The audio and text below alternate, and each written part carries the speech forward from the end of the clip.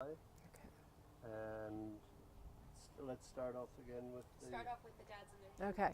Okay. And Okay. Started off, I put out a notice and looked for volunteers to help build the garden beds. And with that weekend in January, it was a cold weekend, we had about 24 dads come with their toolbox on a foggy January morning. And they came from the parking lot, so it looked like it was a movie. They were coming from the horizon into the garden. And they worked and they worked and they worked and they built these 24 raised beds that are still here today. And we put the gopher netting because the garden had a problem with gophers, and it still does, by the way. And we put a cloth for the weeds, and we've started put irrigation. One of the things I wanted to do with the garden is we didn't have irrigation. And if you plant something, you can't expect it to live if you don't water it. So we put in the irrigation with a timing system, and dads came and did that. Anytime I asked for a dad or a mom or somebody to do something, they would come. It was magic. In fact, there was a teacher here, Bridget Evans, who was reading The Secret. And The Secret's about positive thinking and how positive thinking attracts other positive thinking, and things happen. And sure enough, it was magic. I needed a reading circle, and I needed the bench. And the hand went up, and it was a dad who put in the beautiful reading bench. Another hand went up and put in the solar system on the floor of the reading bench. Anything that we needed, hands would go up. We needed parents to come and help load the soil in. We had hundreds of parents come load the soil in. We needed parents to help plant. Parents came to plant. Everybody came whenever I asked. I have to take a break, I'm sorry. What else happened? Then we started getting more money.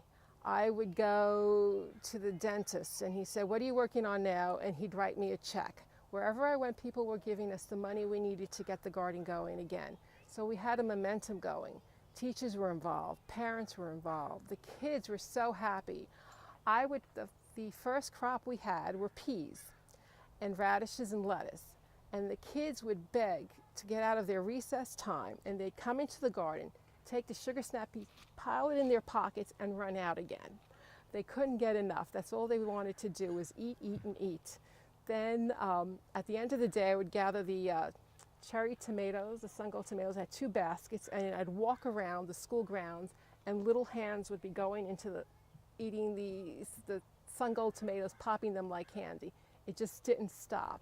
The more we planted, the more they ate. And it was just a joy to see them do this. right. Okay? Very Take nice. a breath. Take a breath. Yeah. Try to remember everything. I have too much in my head. Okay. Well, why don't we let's talk about maybe a story Yes. of some sort. You know, like you were. Gosh, I had it in my head about. Can you tell us about the Kiwi teepee? They did after I left. So Oh, I'm okay. just trying to remember one of the stories we had. Oh gosh, the Whole Foods gave us the $5,000 to talk about the vandalization. Oh, the vandalization. That's the good one. That was Okay. the thing I was thinking of. Okay. Okay.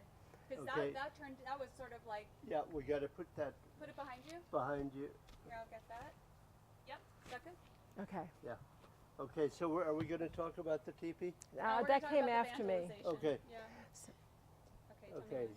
Okay, we're rolling. So we started this project in January. April we had our first crop, and then in May we were going to do our first thank you to the public.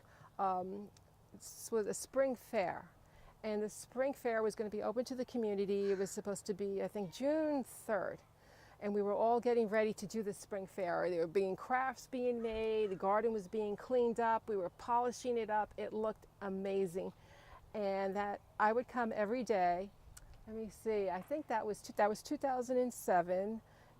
June 2007 was a spring fair. So that was our first really big crop, and we wanted just to say thank you to the community. So that Memorial Weekend, being the type A that I am, I would come and I'd have to check on the garden, make sure everything was watered, everything was looking good.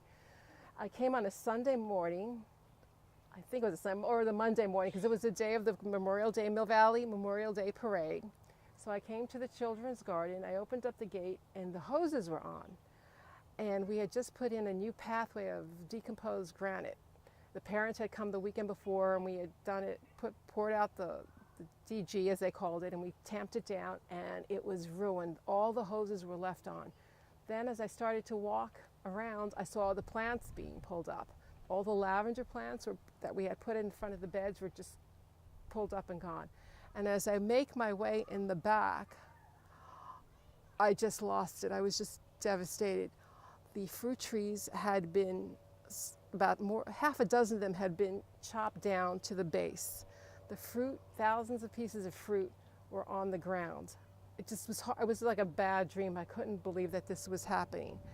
And then I had to call the police because it hit me that the garden had been vandalized. All our hard work, all the labor, it was total destruction in here. It looked like a tornado had gone through here. The community started to rally around us. Wells Fargo was kind enough to give us $5,000 to start to rebuild. The same after we filed a police report, so many parents came because we started cleaning up. It was really important that when the kids came to school on Tuesday that they didn't see the devastation because they're ages 5 through 10, and we didn't want them to be scarred by the memory of seeing their beloved garden looking like this. So parents worked round the clock on Monday. So when the kids got back to school on Tuesday, at least the destruction and the debris was picked up. So that was the start of that. And by some miracle, we went ahead and we did our June 3rd, I can't remember the date, or 6th, open to the community. And there were hundreds and hundreds and hundreds of people that came through the garden gates to wish us well. And we had a donation box out front, and the money it was a clear glass jar, and there were $20 bills and there were $50 bills, and the generosity of the Mill Valley community to this garden, I'm going to start to cry. It was amazing. And I even remember Charles McGlashan, who was a great supervisor, came, and he was in awe. And he and his wife came through the garden, and they couldn't believe what they were seeing because it was just the life. The way the children behaved in the garden, the way they knew about the plants in the garden was just really a magical thing for them to see. And he kindly gave us $1,000 from the county to help us rebuild. So it was all good, and it just didn't stop. The pouring of affection for this garden was amazing. When you hear the name Edna McGuire, you just don't think of a school. You think about the Mill Valley Children's Garden. You think about this garden that's been in existence for 20 plus years and the children who've come through it. And prior, when I took over the garden rebirth project, I had done some research, and I found out the land here was a Miwok rancheria. And you have to think that the Miwoks were here, the Mill Valley children were here, and it continues to grow and flourish, as you can see today on this beautiful June day. I talk too much. No, Like that's just so many little details now, I can't think it. I love that. I love the passion too. But it was. Are there any stories that you want to tell in particular? Is there those stories that stick out, your favorite moments? Oh, okay. Yeah. All right, go ahead.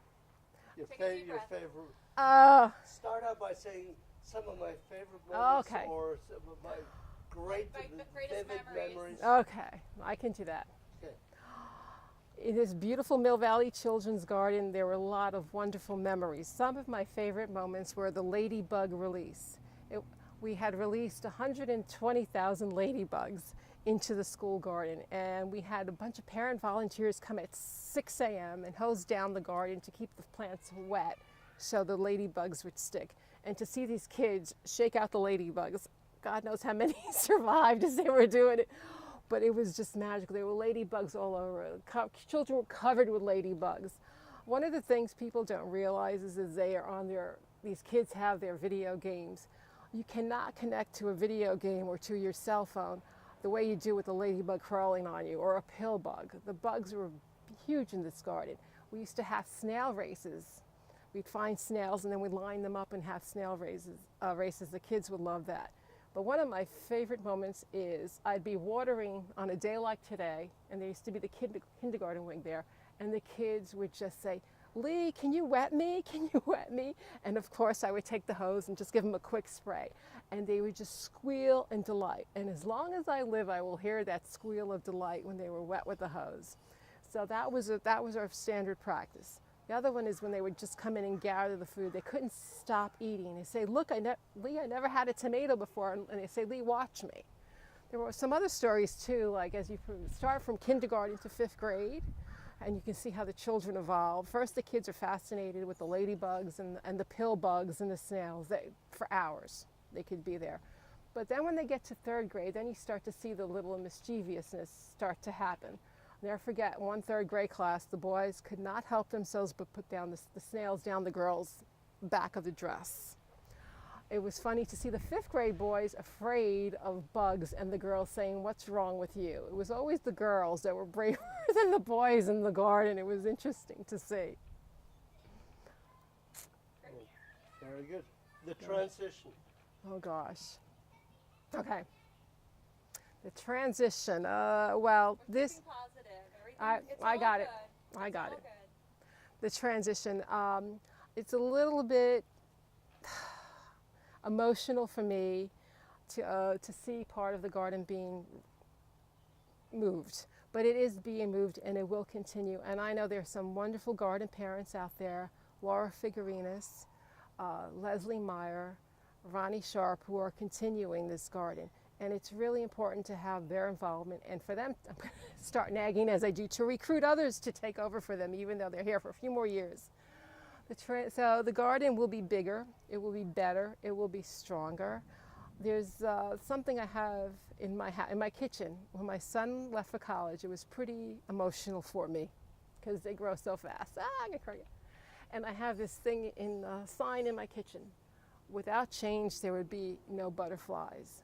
So we all need change, and change is good as long as people continue to be passionate about it. So I know the Mill Valley Children's Garden at Edna McGuire will continue to bloom and blossom and to bring joy to not just the children, but to the parents involved and the community who love this garden so much. Fabulous. Love it. Okay. Good job. Wow. Good. Yeah.